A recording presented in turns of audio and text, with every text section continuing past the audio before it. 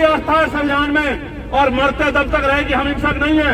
हमने जुल्म सहा और जुल्म के खिलाफ लड़े और हम संविधानिक तरीके से लड़ेंगे।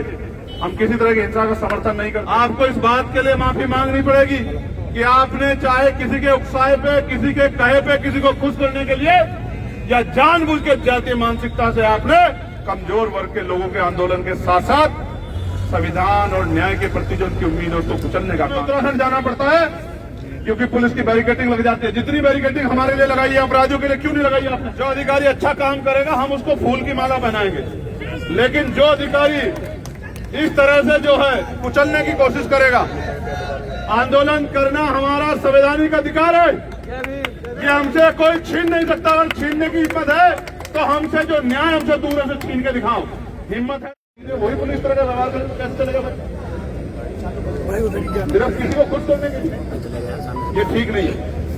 इस तरह का व्यवहार पुलिस का किसी भी कीमत पे लोकतांत्रिक संवैधानिक प्रदेश में स्वीकार नहीं किया जाता। पुलिस भी तो जनता के हितों की रक्षा के लिए, जनता की सुरक्षा के लिए, पुलिस कोई ऐसा थोड़ा, पुलिस कोई तंत्र है अलग से कि वो लोगों को मार देगा, लोगों को बुलडोजर चला देगा, ऐसा क्या हो गया? ये सब चीजें एक्सेप्टेबल नहीं है। तो हमारा संयम देखो आप लोग, हम इतना अन्याय सह के भी अनुशासित रूप से यहाँ बैठे, हमारा संयम देखो। ये कहना आसान है, नीले पट्टे वाले ये वो सब चीजें, हमारा संयम देखो इस देश में।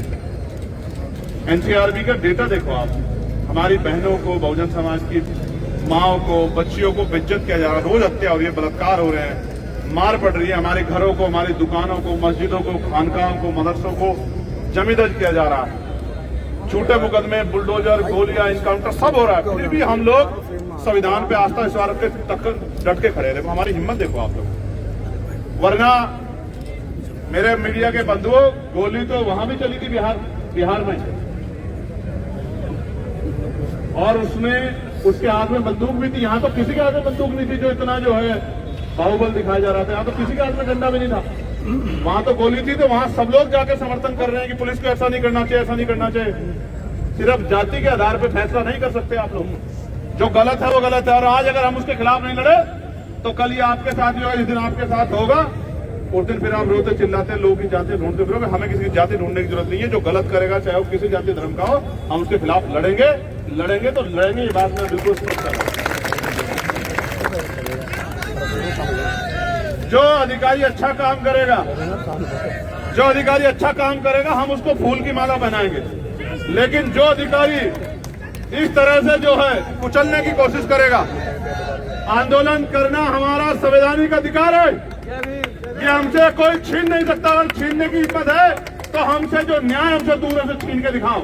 हिम्मत है तो ऐसा माहौल पैदा करो कि किसी की बच्ची को मारने की हिम्मत किसी गुंडे में ना हो, ऐसा माहौल पैदा करो।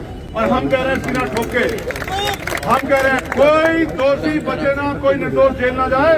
आप न्यायप्रिय कार्रवाई करो, निष्पक्ष कार्रवाई करो। हम जिम्मेदारी लेते हैं कि हम सब लोगों को कहेंगे कि कोई इस तरह का आंदोलन ना किया जाए, किसी निर्दोष को जेल जाना पड़े। हम नहीं कहते किसी निर्दोष को जेल जाना पड़े, लेकिन आप ये बताओ न्याय हमसे दूर क्यों है? कौन समाज पंचायत कर रहा है? कौन समाज आंदोलन कर रहा है? किस पे इतना समय? क्यों कोई सड़क पे आता? सड़क पे आदमी तब आता है जब मजबूर हो जाता है कि न्याय नहीं मिलेगा। हम पे काम नहीं है क्या? हम पे काम, हम पे रोजगार है, हम पे अपनी पार्टी को आगे बढ़ाने के तमाम तरह के जो है प्रयास हमारे हैं। लेकिन फिर भी लगातार कभी हमें उत्तराखंड जाना पड़ता है क्योंकि पुलिस की बैरिकेडिंग लग जाती है। जितनी बैरिकेडिंग हमारे लिए लगाई है अपराधियों के लिए क्यों नहीं लगाई आपने? हमारा कौन से जिले का कार्यकर्ता अरेस्ट नहीं किया, डिटेन नहीं किया आपने? मेरठ के कार्यकर्ता डिटेन किए, मुजफ्फरनगर के कार्यकर्ता डिटेन किए, यहां तक कि सहारनपुर के कार्यकर्ता डिटेन किए। ये आपका लोकतंत्र है? बिजनौर के कार्यकर्ता डिटेन किए। आप कहते हो कि आप लोकतांत्रिक हो? आप हमारी आस्था है संविधान में और मरते दम तक रहेगी, हम हिंसक नहीं है। हमने जुल्म सहा और जुल्म के खिलाफ लड़े और हम संविधानिक तरीके से लड़ेंगे। हम किसी तरह की हिंसा का समर्थन नहीं करते। लेकिन जिनको पीट के जेल में भेजा गया वो भी किसी माँ के बच्चे, उनके बारे में भी सोचना पड़ेगा। क्या उनका स्वाभिमान सम्मान नहीं है? क्या वर्दी पहने लोगों का ही सम्मान है? जो आपके भाई वर्दी के बिना आपके भाई है, जमीन पे संघर्ष है, क्या उनका सम्मान नहीं है? उनका भी सम्मान है। अंतिम व्यक्ति का सम्मान का अधिकार देता है संविधान। आप नहीं कर सकते ऐसा, और आपको खेद प्रकट करना पड़ेगा। आपको इस बात के लिए माफी मांगनी पड़ेगी कि आपने चाहे किसी के उकसाए पे, किसी के कहे पे, किसी को खुश करने के लिए या जानबूझ के जातीय मानसिकता से आपने कमजोर वर्ग के लोगों के आंदोलन के साथ साथ संविधान और न्याय के प्रति जो उनकी उम्मीद है उसको कुचलने का काम किया 2 दिन पहले। इस बात को सरकार को स्वीकार करना पड़ेगा और जवाब ये नहीं सरकार देगी। मैं आपको विश्वास दिला कहता हूं, आजाद समाज पार्टी भीम आर्मी कमजोर नहीं। हम लोग अगर हमें आज हमारी परिवार से बात नहीं, चाहे मुलाकात कहीं हो, हम कोई तटस्थ नहीं है कि हम वहीं जाएंगे यहीं जाएंगे। हम चाहते परिवार से मिलना, वहां जाकर अगर आप वहां भी नहीं मिला सकते तो यहां मिला दो, मिलाने की व्यवस्था कर दो, हम यहां भी मिल लेंगे इस बड़ी पंचायत में। लेकिन हम अपने परिवार से आज मिलेंगे, मिलकर उनकी पीड़ा सुनेंगे, फिर यहाँ के अधिकारियों से अपनी बात रखेंगे और फिर अगर उनकी मांगे पूरी नहीं होगी तो फिर आज आंदोलन डिले हो सकता है, कुछ समय के लिए स्थगित हो सकता है, लेकिन खत्म नहीं होगा। मेरी बात को आप याद रखें। आप हिम्मत रखो, बैठो, प्रेम प्रकाश जी को सुनो, इस पे उनका क्या मत है, क्योंकि उन्होंने तो बहुत नौकरी की है। इसी जिले में एसएसपी थे, डीआईजी रहे, आईजी रहे, एडीजी रैंक तक जाके पूरे प्रदेश की सेवा की। आज हमारे बीच में पार्टी की सेवा कर रहे हैं, हम उनको भी सुनेंगे, ठीक है। तब तक जो है पुलिस अपनी वार्ता कर रही है, पुलिस को वार्ता करने दो। बारिश आई तो घबराओगे तो नहीं? जोर से बताओ। इसके मुंह से कुछ नहीं निकला। ये विनोद प्रमुख और दोनों को नजर है।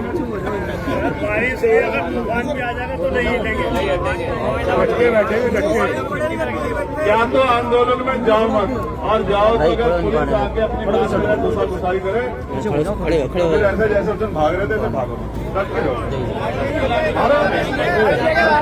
तो तोड़ दोगे, डट के बहुत अच्छा, धन्यवाद। उनके बैकग्राउंड कुछ भी हो सकते हैं, मैं उनके बैकग्राउंड में जाना चाहता, लेकिन उनकी नीयत क्या है इसमें ये बहुत इम्पोर्टेंट है। तो उस दिन क्या हुआ है, जो मुझे जानकारी मिली है, मैं आपके सामने साझा कर रहा हूँ कि वो उन्होंने पंचायत बुला के कमिश्नरी पार्क में रखी और वहां से वो जिला अधिकारी से मिलना चाहते हैं। इसके लिए उन्होंने बार बार आग्रह भी किया 5 आदमी 10 आदमियों को ले जाके मिलवा दो। लेकिन क्यों, किस स्तर पे गलती हुई, बात को कहने में गलती हुई, बात पे पहुंचाने में गलती हुई, या कोई डिक्टेटर बन के बैठ गया कुर्सी पे कि मैं मिलूंगा ही नहीं इनसे, ये भी एक बहुत बड़ा सवाल है। अगर सीनियर अधिकारी मिल लेते, जिनसे परिवार मिलने की बात कर रहा था, अपनी बात कहने की, तो शायद ये स्थिति न बनती। लेकिन जो रवैया है अधिकारियों का, तानाशाही रवैया कि हम क्यों मिलेंगे, ये कौन है मिलने वाले, हम तो बड़े अधिकारी हैं, ये भी लोकतंत्र में, संवैधानिक प्रदेश में ये भी अच्छा नहीं। तो जिस तरह से मजबूर होके उनको आना पड़ा वहां और 4 घंटे बैठे रहे और बार बार कहते रहे कि भाई हमें मिलवा दो, मिलवा दो, मिलवा दो। लेकिन जैसा मुझे बताया कि गेट बंद कर दिए गए। ये गेट अधिकारियों के लिए है, जनता के लिए?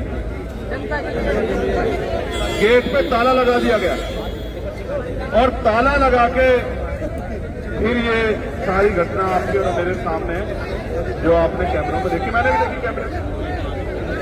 अब इससे मेरे मन में बड़ी पीड़ा हुई।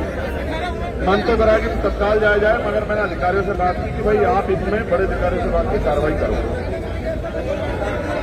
और जब मेरे पास बहुत सारी ऐसी वीडियो, बहुत सारे मैसेज आए सोशल मीडिया पे, तमाम प्लेटफॉर्म से कि भैया आपको आना चाहिए, आना चाहिए, आना चाहिए, फिर मैं वहां से यहाँ के लिए चला और मैंने आपको कहा कि मारा। क्या मैंने यहाँ के गलत किया? क्या मुझे यहाँ आना चाहिए था, नहीं आना चाहिए? मैं वहीं जाता हूँ जहाँ इस तरह की सिचुएशन बन जाती है कि लोगों में भय पैदा हो जाता है, वरना रोज अन्याय तो हुई रहा है। तो समस्या ये है, जो मेरे मन में सवाल खड़े हुए, ये जो हमारे सीनियर जर्नलिस्ट खड़े, इनको भी कहना चाहता हूँ, जिले के सबसे बड़े अधिकारी को वहां आके ये सब करने की जरूरत क्या पड़ी? पुलिस के सबसे बड़े अधिकारी, क्या पुलिस का कोई भी एक भी अधिकारी ऐसा नहीं था कि उन लोगों को मैनेज कर लेता, उनसे बात कर लेता? और आते ही इस तरह के व्यवहार की अपेक्षा कौन से पुलिस रूल में लिखा गया है, कौन से संविधान के आर्टिकल में लिखा गया है कि आप जाके थप्पड़ बजाने शुरू कर दो?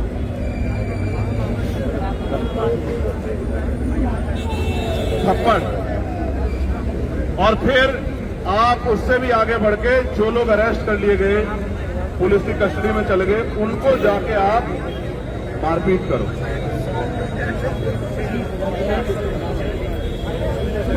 ये हम सबके मन में चिंता पैदा करता है कि अगर हम आंदोलन करने गए, जो हमारा संवैधानिक अधिकार है, जो हमें संविधान ने दिया है, अगर हम आंदोलन, हमारी वजह सड़क जाम हो रही तो आप हमें उठा के गिरफ्तार करके हमको मुकदमा दर्ज जेल भेज।